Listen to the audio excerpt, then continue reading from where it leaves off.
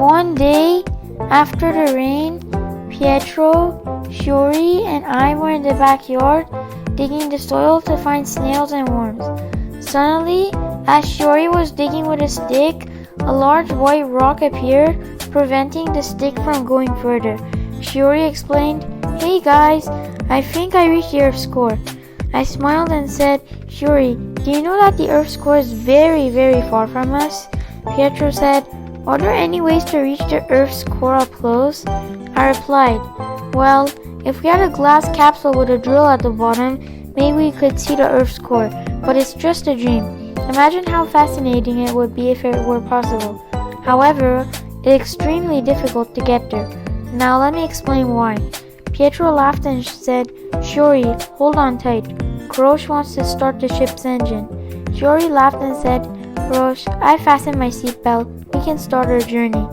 We started the journey from the outer layer of the Earth, the crust, which is 25 miles deep in the smallest layer. Shiori asked, "So, Kourosh, the rock I dug was on the crust?" I answered, "Yes, the crust is rocky and made up of a few other layers. When we pass the crust, we arrive at the mantle." I explained that the mantle is almost 1,800 miles deep and the largest layer, extremely hot, containing molten rock. Suddenly, I noticed the children looking confused. Pietro said with laughter, "Can you tell us what you mean by molten rock?"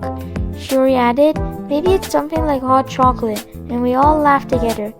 I continued, "These rocks you see are solid. They turn into liquid when they come into contact with intense heat. Have you heard about volcanoes?" Pietro said, "Yes, I heard that. Volcanoes are like large fountains spewing out lava from the craters of some mountain." Shiori said, "I know a game called The Floor is Lava. So, Kourosh, what's your opinion?" I accepted Pietro's comment and added that these hot and molten logs usually come from the mantle. "Are you ready to continue our adventure?" I said. They replied loudly, "Yes, Captain Kourosh," and we laughed again. I continued. "The next layer is the outer core, extending to a depth of 3,000 miles.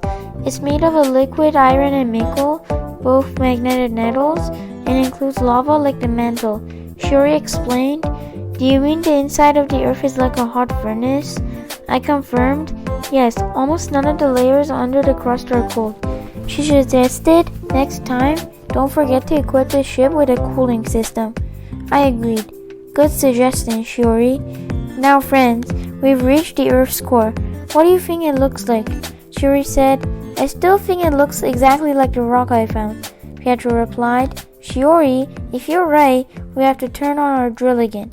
Isn't that right, Kourosh?" I scratched my head and asked, "Pietro, do you want us to make a hole in the Earth's core and come out of the opposite direction?" Pietro raised his eyebrows and said, "As we're getting closer to lunchtime, it's better if we come out from the closest path. But first, you have to tell us, what is the inner core?" I explained, "It's the hottest layer with a temperature equal to the surface of the sun, 5,200 degrees Celsius. It's 900 miles deep, made of solid iron and nickel." "Okay friends, there's almost nothing left to see. I think we should return through the same path. Keep in mind that, since we have to move against gravity to get back, our speed will be slower."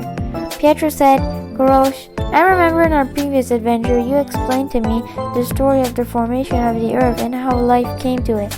Shiori agreed, "This could be interesting, and our journey back won't be boring anymore." I gladly shared the story of Earth's formation. While talking, I noticed a beautiful rainbow in the sky and shouted, "Wow guys, look at the rainbow." Shiori said, "It seems we're back toward the starting point." Pietro asked, "Aren't you hungry?"